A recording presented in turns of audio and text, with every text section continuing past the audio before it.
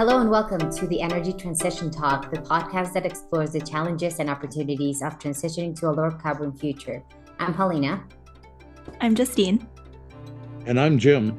And we are your hosts for the Energy Transition Talk. In this podcast, we seek to break down some of the most complex and important issues regarding the energy transition and how it impacts us. In each episode, we'll tell you a story by bringing you various perspectives about the energy transition so that you can make the best and most informed decisions for you and your communities. This week, we'll be continuing to lay the foundations of our podcast series by talking about energy supply and demand, both in California and globally. Because any discussion of an energy transition must set itself in the energy supply and demand context of today. And our starting point is a point where the world's energy systems are almost 80% dependent on fossil fuels. Any dramatic change from that starting point is going to have some challenges and some hurdles to overcome. Our expert guest for today is Dr. Don Paul, an energy professor energy engineering professor at USC, and the executive director of the USC Energy Institute, which focuses on cross-disciplinary energy research to create short and long-term energy solutions. And we also speak to Dr. Junyi Lv, a postdoctoral fellow for the Center of Study of Contemporary China at the University of Pennsylvania, about her recent research work on two communities in the United States and in China whose economies have been based on coal. Thank you so much, Jim and Justine. Here's our conversation with Dr. Paul. Okay, so we are excited to have Dr. Don Paul with us here on the show today to talk about energy supply and demand. Dr. Paul is the executive director of the USC Energy Institute, which focuses on cross-disciplinary energy research to create short and long-term energy solutions. He's also a professor of engineering and the William M. Keck Chair of Energy Resources at USC. Prior to joining USC, Dr. Paul spent 33 years at Chevron, retiring in 2008 as vice president and chief technology officer, during which he founded Chevron's venture capital subsidiary, environmental management company, and global cybersecurity organization. He currently serves as a senior advisor at the Center for Strategic and International Studies in Washington, D.C., and has advisory roles at universities, governments, national laboratories, and utilities. He is a frequent speaker at national and international forums on the future of energy, intelligent energy, and careers in energy. Dr. Paul holds a bachelor's, master's, and PhD degree from MIT and an honorary doctorate from the Colorado School of Mines. He has received many awards, including the World Oil Lifetime Achievement Award in 2021 and the Distinguished Service Award from the U.S. Department of Energy in 2008. Welcome to the show, Dr. Paul. Thanks for being here with us. Well, good morning, everyone. It's a pleasure to participate in this podcast program. Something that Justine and I were talking about before meeting with you was about your extensive career, and we'd love if you could give us maybe a sense of what drew you to this field and what makes you passionate about energy transition. Well, to go back a ways, I did not, when I started at MIT, as an undergraduate and then in graduate programs, I did not imagine that I would be working in the energy business. I was working in other areas. And it turned out that when I went to become employed, one of the offers I had was from Chevron in their research facility in Southern California. And so that was a turn for me. When I originally started, I was mostly interested in physics as applied to the planets and astrophysics in general. But that was and for a while, I was directly engaged in some of that. In fact, I worked for NASA during the first lunar landing. So I was sort of following that pathway, kind of imagined that's what I would do, but that took a turn. And for me, that turned out to be a very good turn, and got involved in the energy business through Chevron. I had many, many different assignments.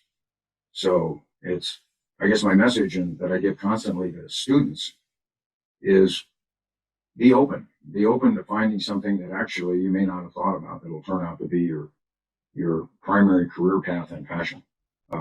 In those days, when I started, computing was limited to big centralized computers, long before personal computers and handheld computers, smartphones came along.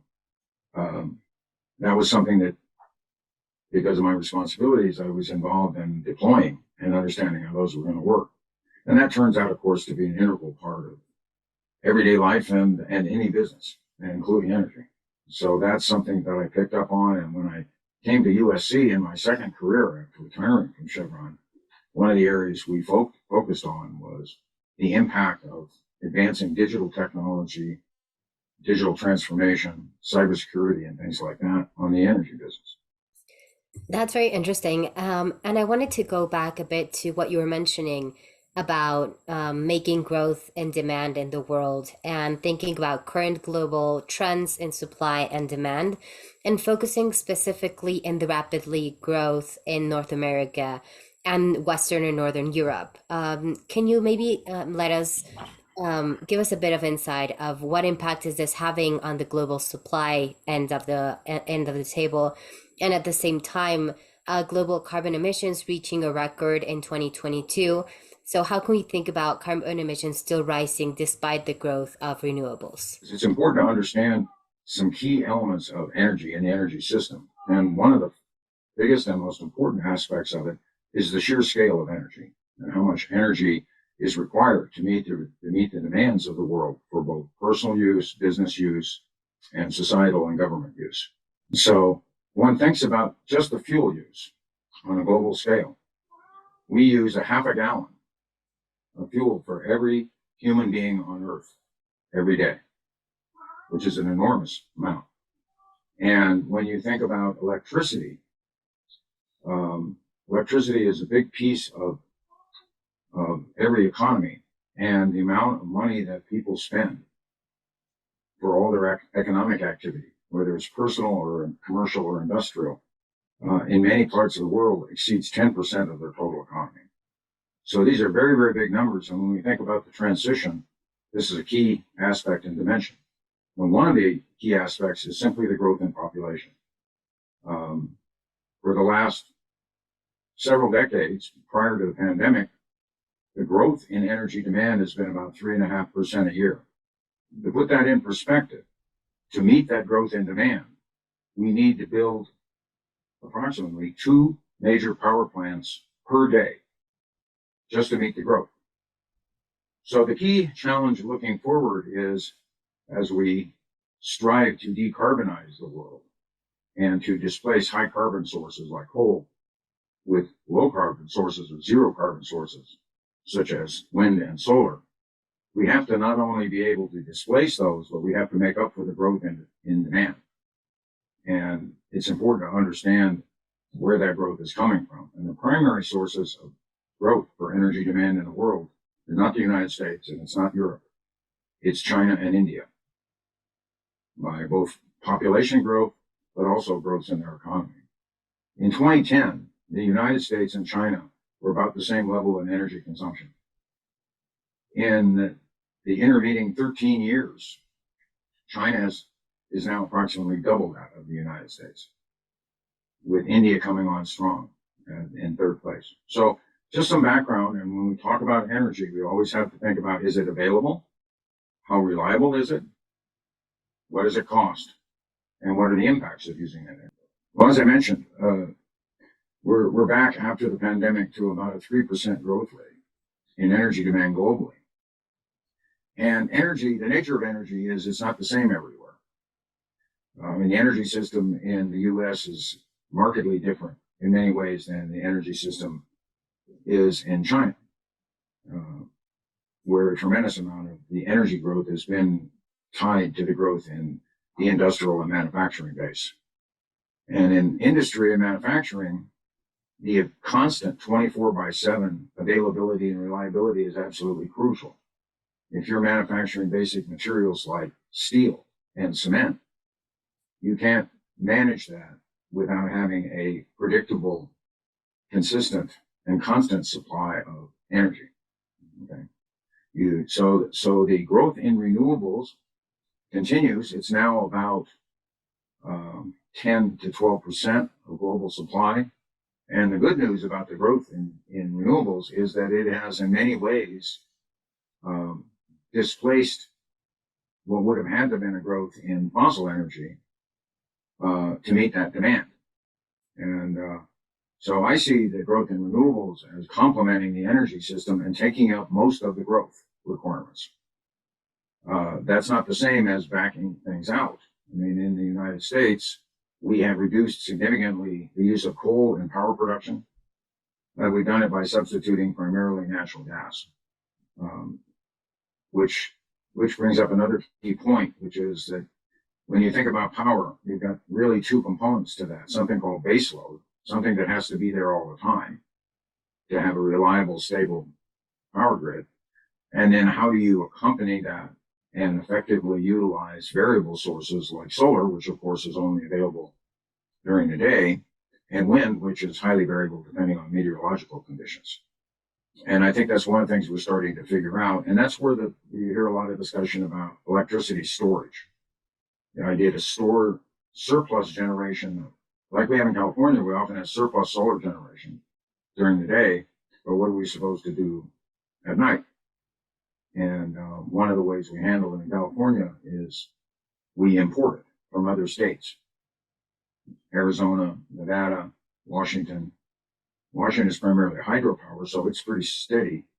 In Arizona, Nevada, there's a fair amount of solar, because you have the Southwest is a perfect solar resource. But even there, of our 30% imports that California now is up to for electricity, 20% of that is non-renewable. So part of the complexity of the energy system comes back to consumption patterns. And whether that you as an individual or a local community, it depends a lot on the economic base of that community. If it's primarily a consumer-driven economy, is one thing. If you're primarily an industrial economy, which we don't see much of in California now, was a lot of it when I was growing up in the 50s, but we don't see much of that now. That's migrated to places that have much higher contributions from predictable baseload power. And you see that grow up in the Midwest and the South. And so every area has a different set of energy mixes. And that's part of the complexity of the system. And that's true in the US, state to state, community to community. But obviously on a global scale, it's even more so. Yeah, maybe since we are in California, maybe elaborating a little bit more on the California point. I guess realistically, what does it take to fully electrify our power grid, given the intermittency of renewables? In terms of California, the biggest single contributor to power is still natural gas, plus imports.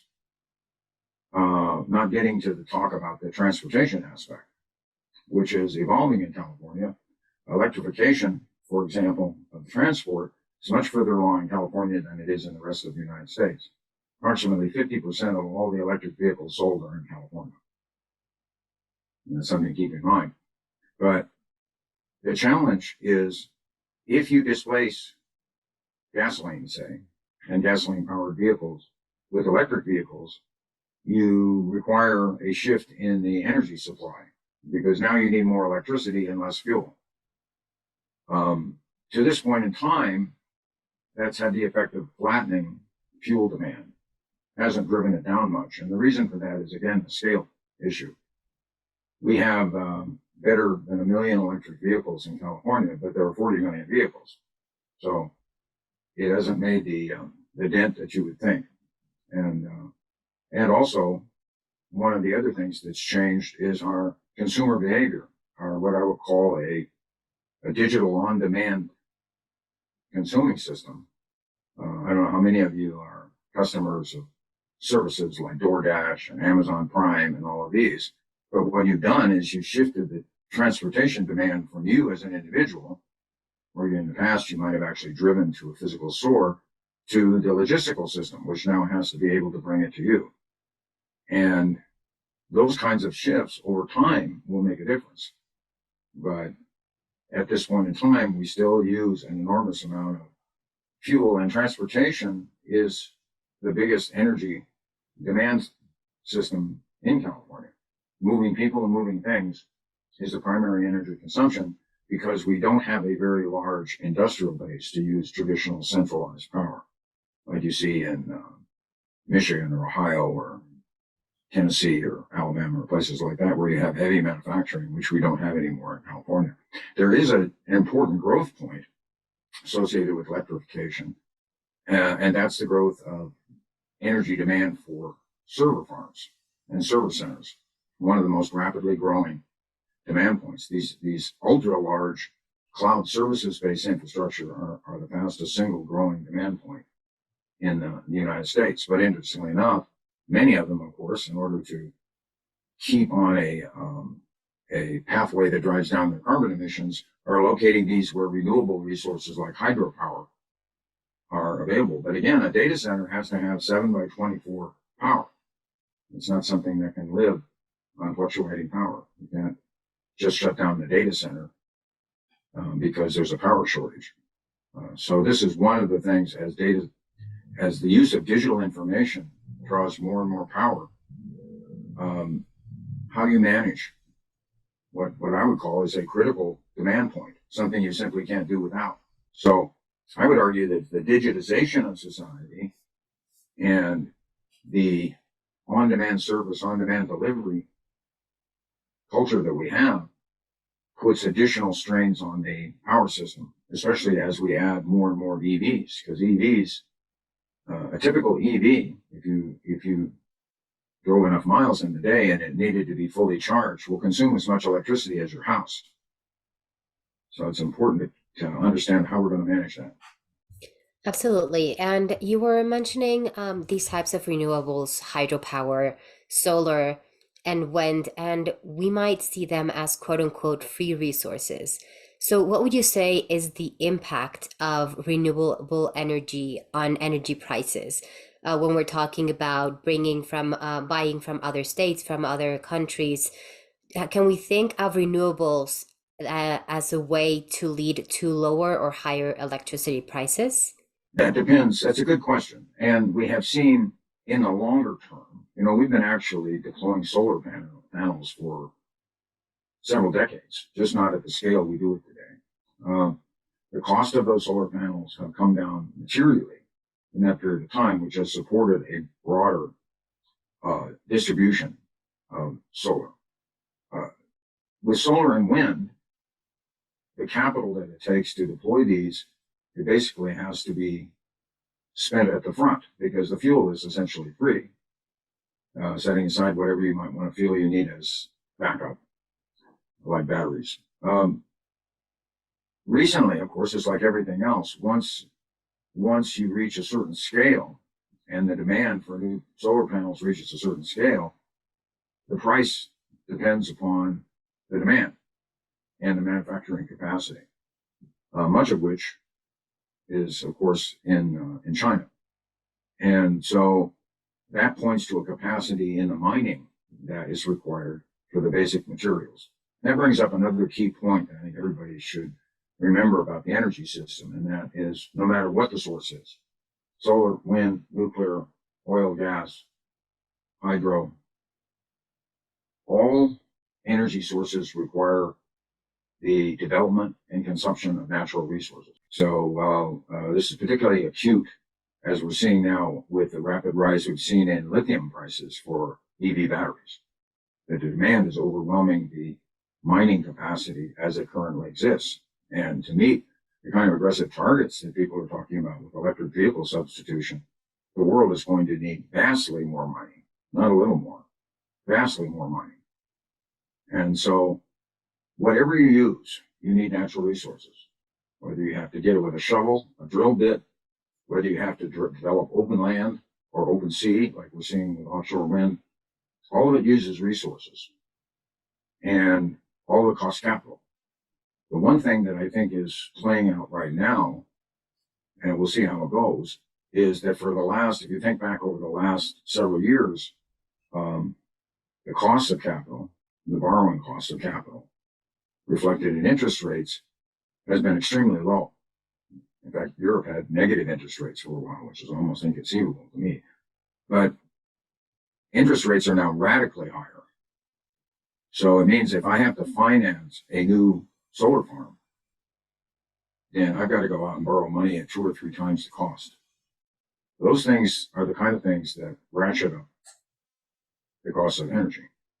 If you look at it now, think about electricity, to give you an example, and it depends upon your natural resource environment too, as well as obviously regulatory environment. The average price of electricity in the United States is 16 cents a kilowatt hour. Now, it varies significantly in the United States. New England and California have 50% higher prices. Many states in the industrial Midwest and the South have much lower rates. Europe, on average, has double the rates of the United States. So the question is, how are these rates going to go? And depending on how they do go, it does impact not only consumers, but it impacts the kind of economy you have. So those are aspects that always play out in the energy system and are controlled by supply and demand. They're controlled by where are the resources needed, and as well as the cost of capital.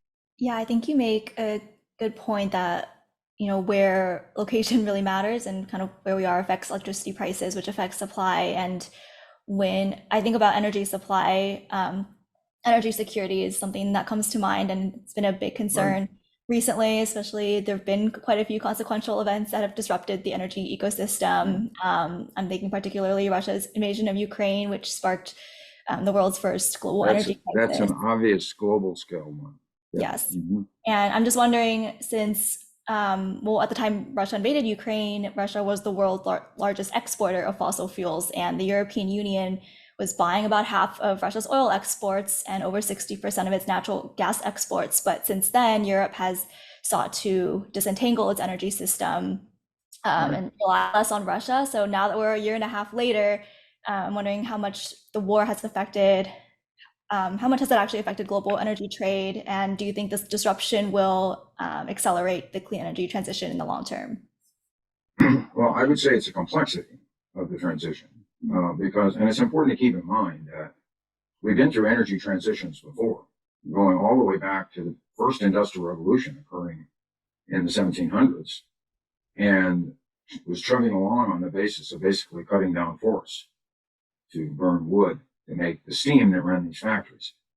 Fortunately, for the forests of the world, coal was discovered, and that probably saved the forests of Europe.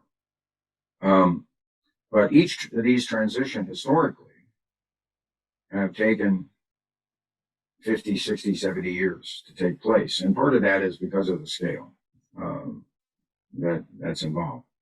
So it's important to think that the transition is a long-term process, even with acceleration coming from political determination that we've seen. In the end, these shorter-term events, COVID was a worldwide event, and it actually dropped demand for traditional energy sources. But that's over, and that's basically recovered. Wars always have an effect on the supply and environment. And how do you predict the political events in such a way that you won't have another one while you're working your way toward a net zero world, that you won't have something else that interrupts the system? Now, I would say that the war in Ukraine, that the primary things it interrupted was the supply of oil into the global market and the supply of natural gas to Western Europe. But people have adjusted, actually, and I think I'm surprised the system has adjusted relatively quickly.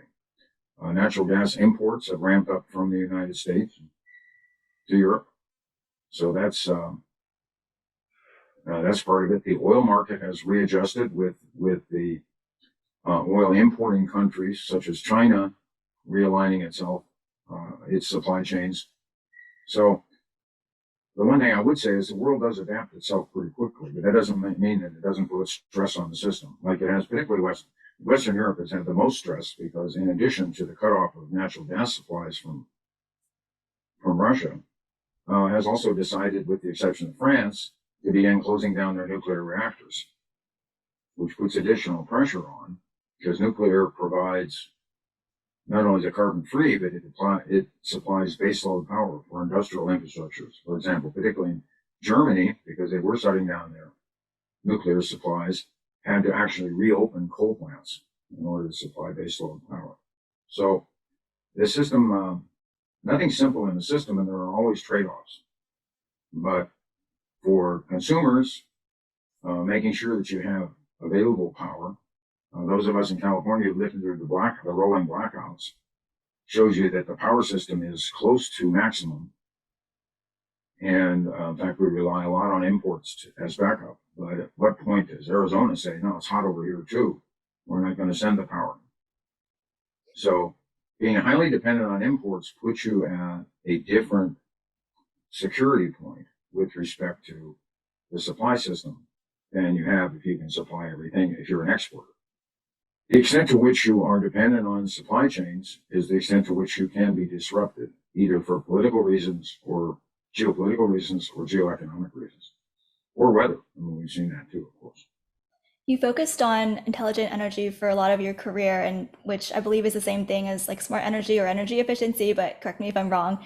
I'm wondering if kind of intelligent energy will help us deal with the decreasing amount of energy abundance.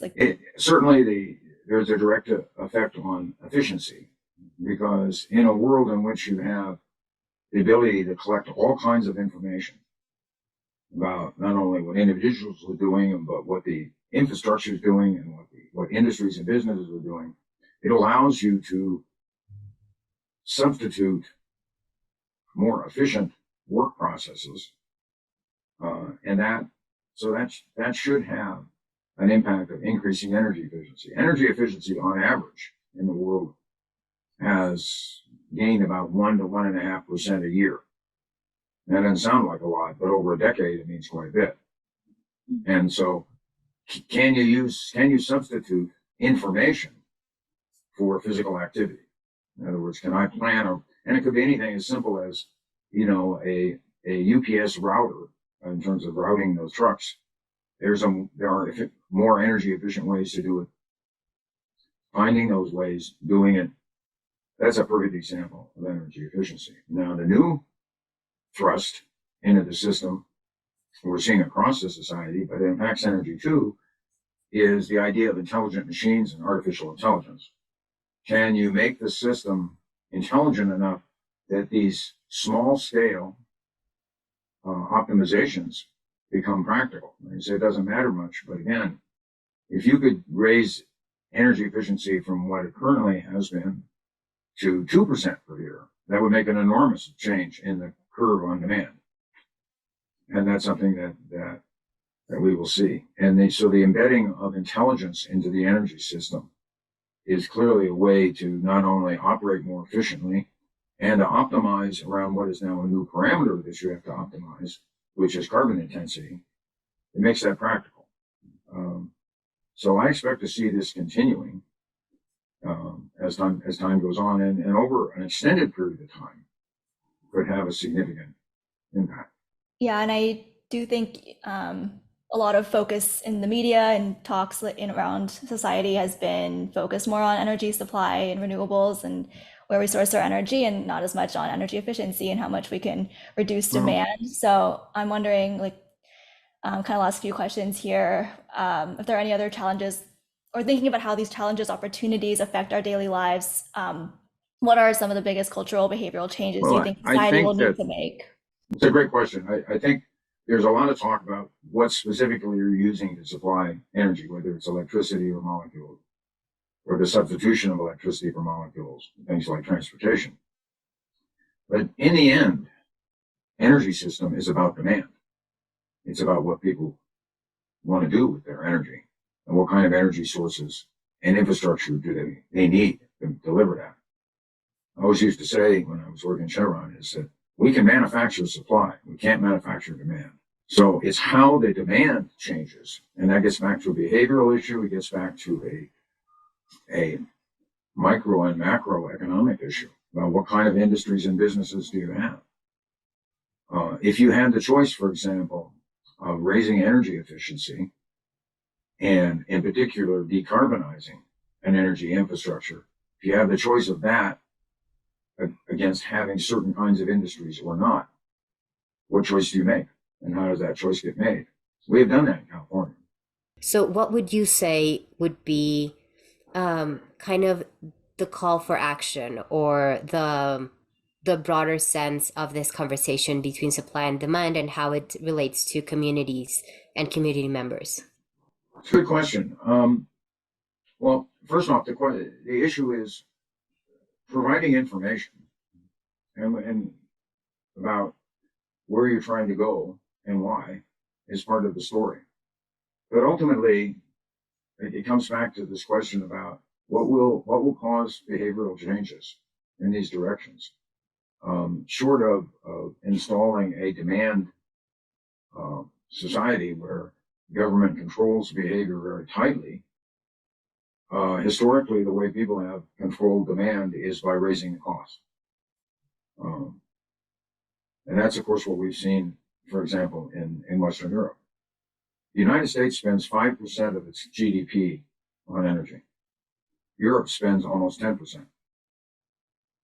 And that's through a combination of policy, supply forces, and taxation. So how does that's affected behaviors particularly in terms of things like individual vehicle ownership, which is much lower in Europe per capita than it is in the United States. In the United States, we have a light duty vehicle for every person over the age of 10 or so. And many have more than one. So that's not true anywhere else. But that's been true because fuel is really inexpensive and has been for a long, long time. Back to the beginning of the discovery of oil in the United States. And so how do you change behaviors through a process in which people are incentivized or begin to realize that they want to live a different kind of life? And we've seen some of that. I mean, urbanization, which has been a long-term trend up into the COVID pandemic, changes the transportation patterns. I mean, you can live in a major city today and not own a car through a combination of public transport and Uber, Lyft, ride-sharing transport. Perfectly possible not to have a car. Even in Los Angeles, which never used to be the case. But certainly it's always been true in New York, in Boston, and the East Coast. So that changes behavior. That's an example of a behavior that says, I don't need to live in a suburb. If you live in the suburbs, which in some ways Los Angeles is the ultimate example of suburban development, was built around the automobile and available land. Right? So those kinds of changes, people come about when conditions change, when markets change, when prices change. Those can be influenced by political and regulatory and economic policy. But how do you do that in a society that's as diverse, regionally diverse, politically diverse? How do you do that in a society like that? And I think this will all play out as we work our way through this.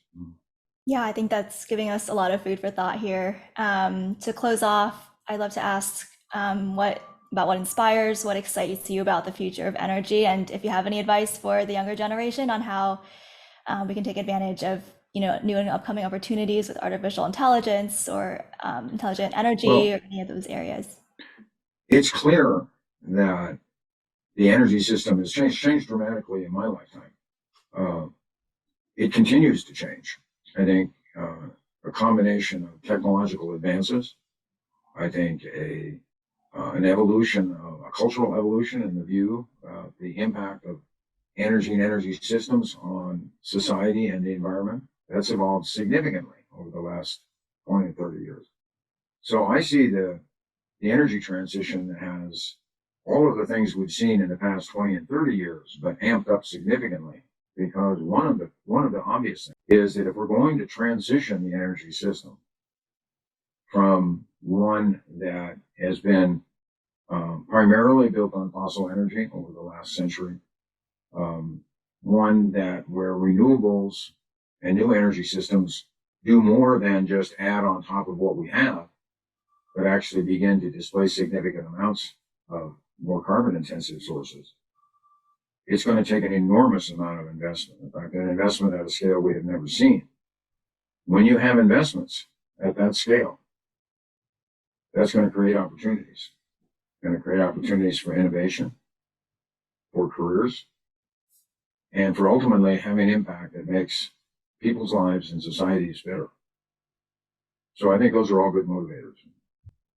Thank you for that, Dr. Paul. And just as a final question, what do you want the average person to take away about energy supply and demand today? Or is there anything else that we left out of this questionnaire that you would like to share? Yeah, I think I'll go back to where I started.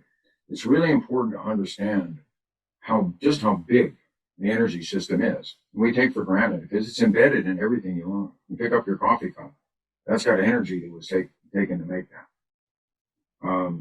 And the system is enormous. Now there are opportunities to change it, but the time frame is going to be extensive. It's going to take an extended time frame, decades. So we can't expect it to be like you flip the light switch and all of a sudden things are different. So I think that's, and it's going to take an enormous amount of money. All these things mean that the energy transition is going to be more complex than you hear sometimes. And it's going to vary highly depending on where you are. Even in the United States, you could argue that places like California are well along the curve, but they started decades ago when they first tried to attack the smog in LA. And we're very successful at that. It's a major environmental achievement. So it's going to take time. It's going to be very different in different places. And so I think it's part of what you can do as an individual is to understand these things and to make your behavior and your voice heard as this transition is shaped up over the next several decades. Great. Well, thank you so much for your time and for coming on the show with us today. Well, thank you everybody for listening. Thank you so much. Up next, our interview with Dr. Junyi Lv. One of the questions that everyone asks is, why can't the world get off coal? It seems to be the dirtiest one of our energy sources. It seems to be the one where we have, definitely alternatives to power, our economy from these different places. So that is kind of the topic here for this segment. China and India account for 70% of global coal consumption. We may say we've seen the end of coal in the North America and maybe in Western Europe, but that's not true around the world. So what with double-digit growth in consumption in Indonesia is also another fast-growing economy with a very large population.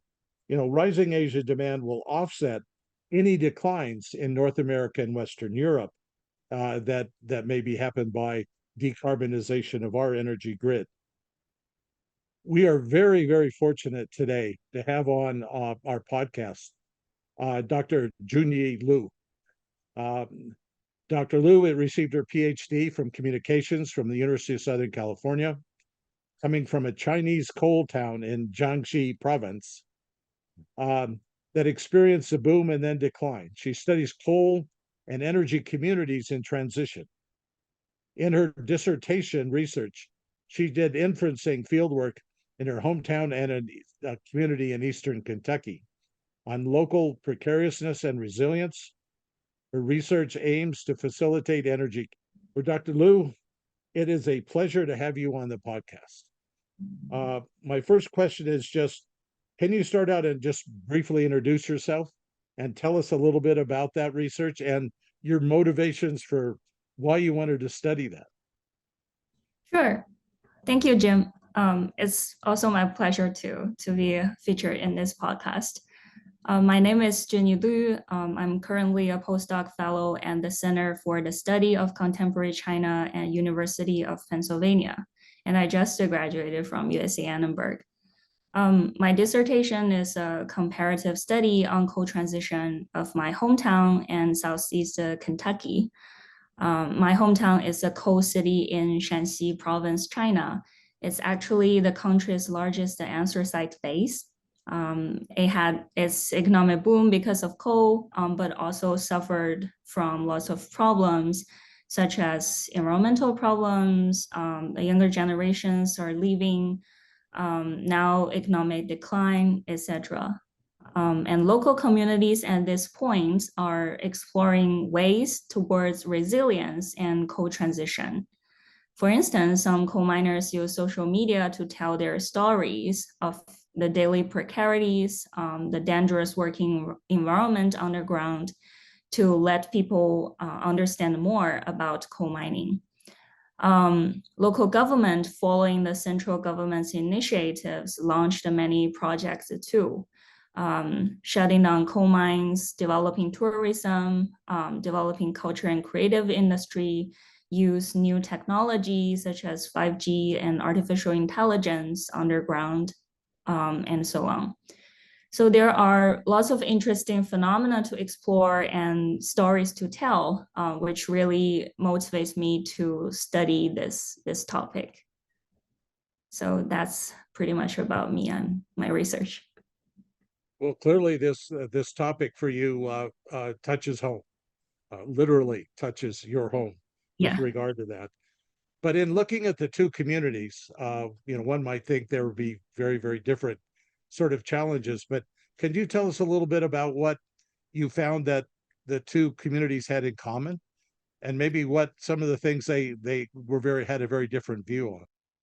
Yeah, I actually find lots of things are in common in these two communities. In Southeast Kentucky and my hometown, Yangquan, Shanxi, communities share lots of common needs. For instance, coal miners in both communities need new jobs after being laid off, since many coal mines have been shut down for climate change mitigation and decarbonization. And also, the younger generations, they need better job and education opportunities to stay in the region. And apparently, there's economic decline, and therefore, the communities need to find new economic pillars to boost the economy and to hold the communities together. And also, both communities, they are exploring different ways of transition, and lots of strategies they're using are actually are similar. For instance, both in Kentucky and my hometown, they're developing community-based agriculture, which can save the transportation time and expense, and therefore be more eco-friendly. And also, both use social media and legacy media to tell the stories of the community, and mainly to destigmatize of local communities. Because I think for coal, I mean, the industry is one thing, but the communities are another thing that should be looked at separately from the industry. But the lots of local coal communities are suffering from stigmatization. For instance, the hillbilly stereotype attached to the Appalachia community, and also Southeast Kentucky. And in my hometown, there are the similar stereotype. So to tell a different story is actually what the community members are doing these days. And also, communication and media can facilitate the communities to start their own small business. For instance, one previous coal miner in my hometown become beekeeper, and use Kuaishou, which is a social media platform in China, mainly targeted in smaller cities and towns as their main users. So he become beekeeper and use Kuaishou to sell honey and start the beekeeping business. And in Southeast Kentucky, there's also entrepreneurs. They use social media or website to start their own business too. And another direction is for both communities to develop tourism.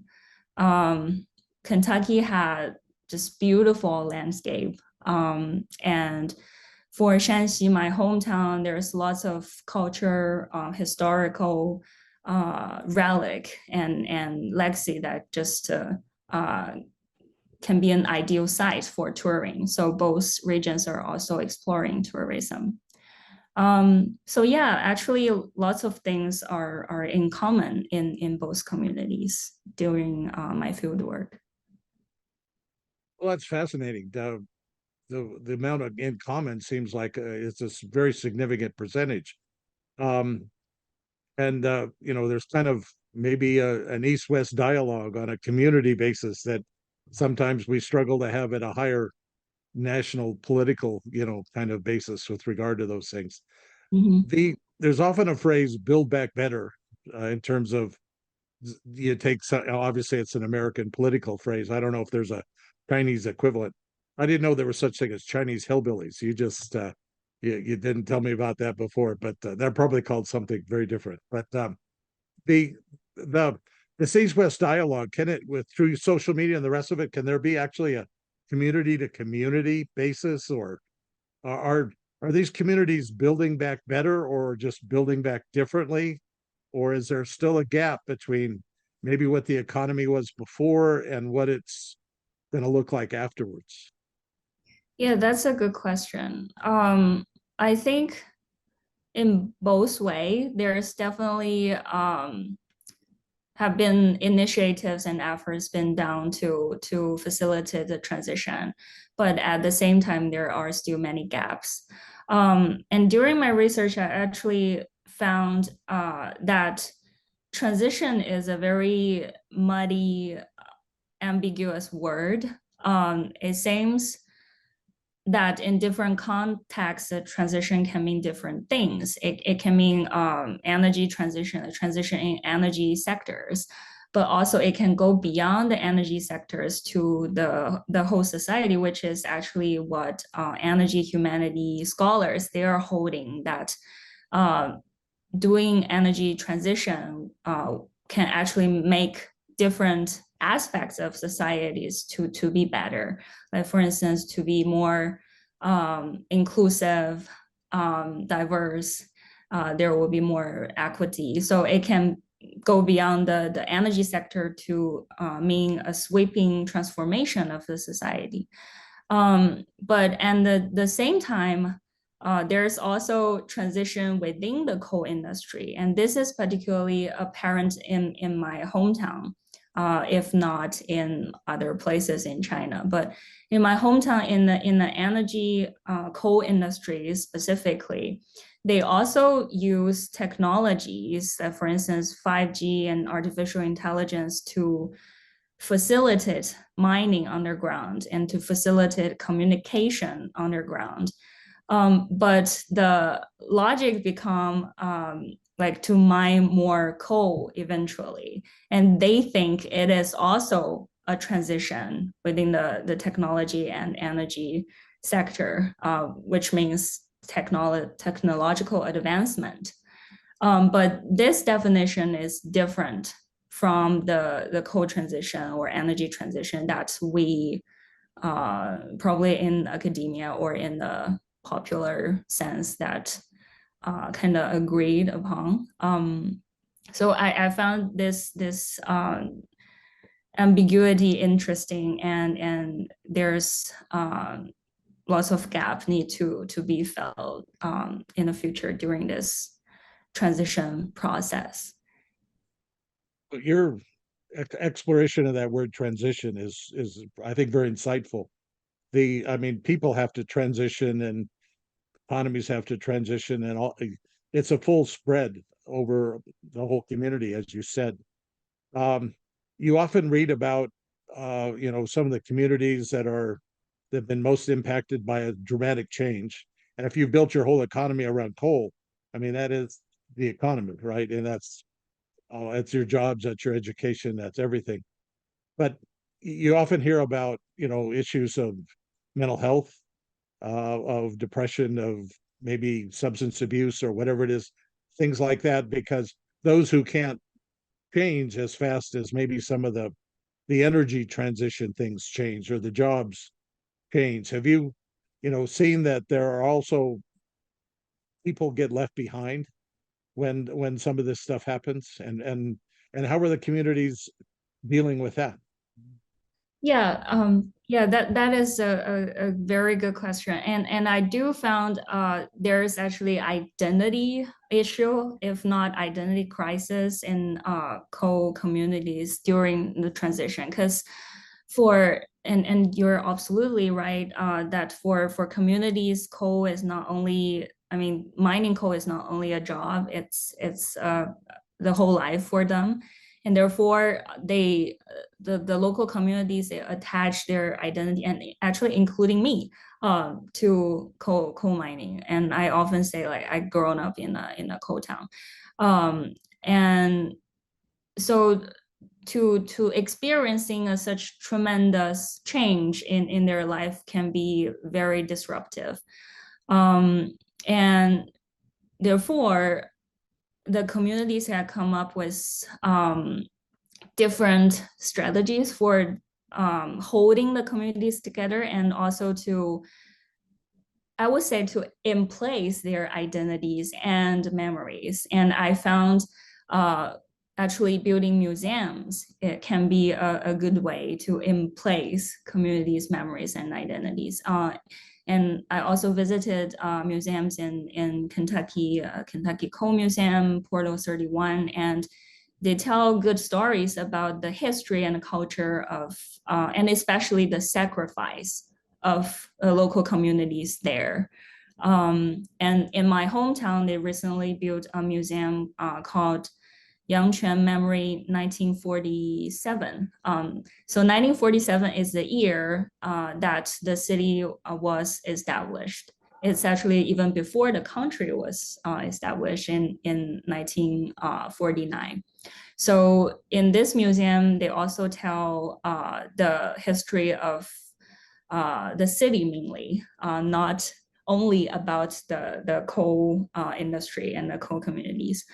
And also they are exploring the possibilities of adapting a shutdown mine called the third coal mine into a museum, to further tell stories of local communities and to let the communities to have a place to gather and to remember the sacrifice, and also to celebrate their identity there.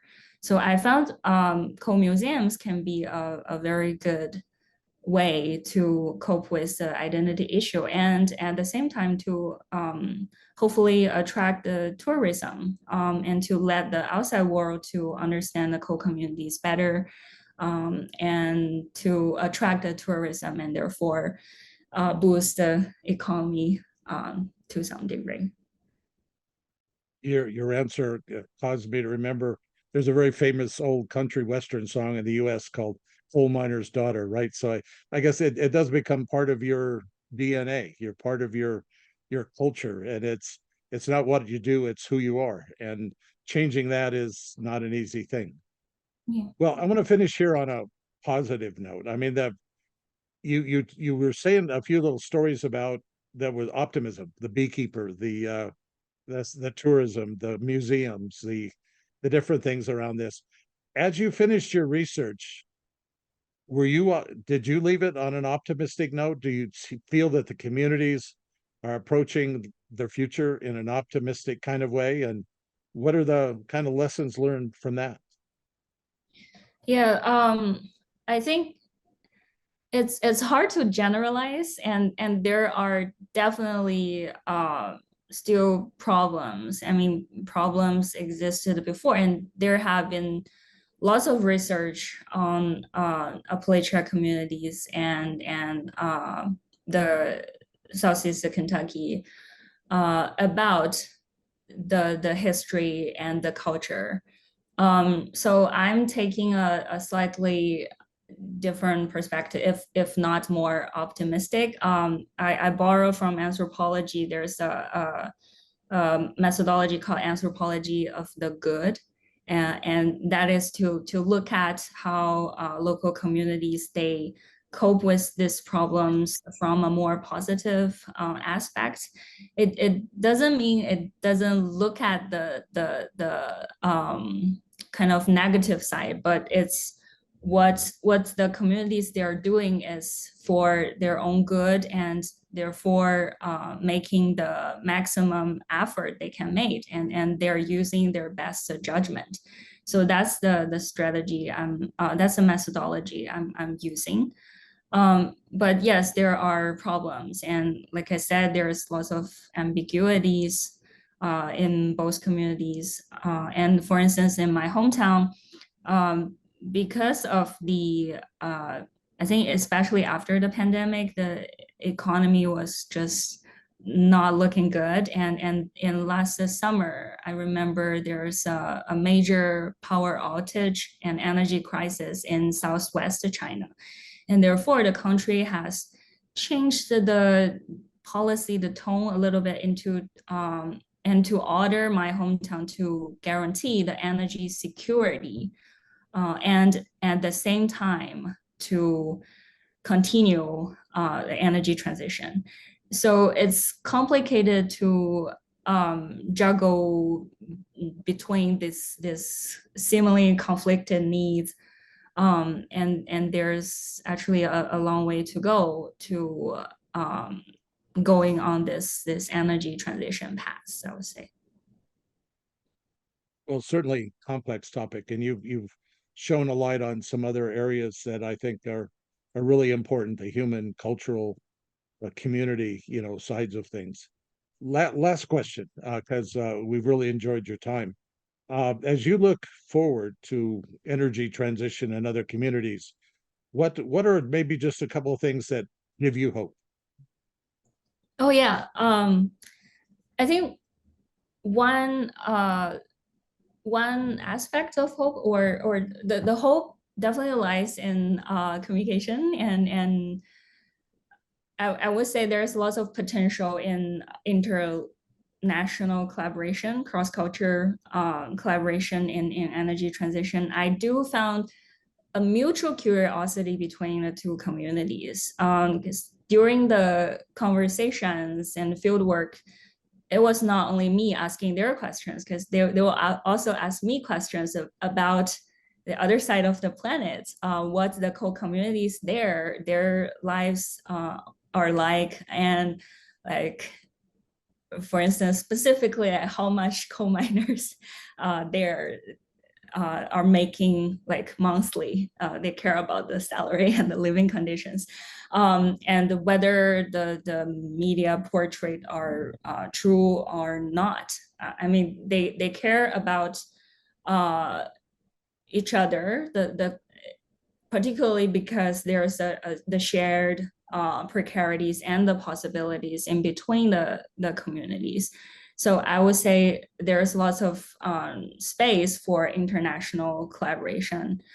But I think, yeah, the political ideology and the political conflict and the federal government level is another aspect, another story. But the hope also lies in the local, because the local communities, they understand the situation the most, and they have experienced lots of problems together, and they have come up with different ways, genius ways to cope with the problems. So there can be a space for international collaboration from the local level that can maybe surpass the political ideology. I would say that's probably the best I can hope for energy transition. Well, that's great. I mean, one of our themes here is we can't leave the energy transition to experts. It belongs to me. It belongs to each one of us. And Yeah. you're building on that theme. The United Nations talks a lot about North-South collaboration, but there is a great opportunity for East-West collaborations between, the superpowers, the most developed nations, and even down, it may even work better between communities who have a real shared heritage. Mhm. We want to thank you very much for your time and for your insights. Thank you, Jim. Well, thank you very much. My biggest takeaway from this episode are not only the facts about global energy ecosystems, but also the personal impacts that the future energy transition are going to bring, and the choices that the energy transition asks each one of us to make. As energy consumers, we will face different situations for electricity prices. As energy voters, we will get the chance to set the new energy regulations. We will have more choices for how to get around or commute or not to our jobs, to how to heat and cool our homes. Energy security will become a larger factor, as well as affordability, accessibility, and the environmental footprint of energy sources. The new energy choices will shape our lives, and we'll have an opportunity to take a proactive role in what those changes will be. And you're right, Jim. I think it is about choices. And we have to keep thinking that the energy transition is up to the changes that we're willing to make as individuals and also as a society. So for now, we leave our audience until next time. We hope you understand a little more about the story of the energy transition as we are all learning and exploring this together. Because at the end, energy transition is up to you. So thank you all so much for tuning in to the Energy Transition Talk. If you have any questions, comments, or suggestions for the topics you want to hear about in the future podcasts, please visit our YouTube page and any other places where you're getting your podcast. We welcome all your feedback. We would like to thank the USC Oshagi Center for Energy Transition, which aims to develop innovations in energy technologies and foster the transition to a low-carbon future, for sponsoring this podcast. Special thanks also to our guests for today and Abby, our technical guru, for their important contributions to our podcast.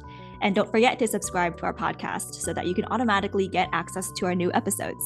You can find us on Apple, Spotify, YouTube, or wherever you get your podcasts. I'm Justine. I'm Jim. And I'm Paulina. Signing off from the Energy Transition Talk. Stay tuned for the next episode.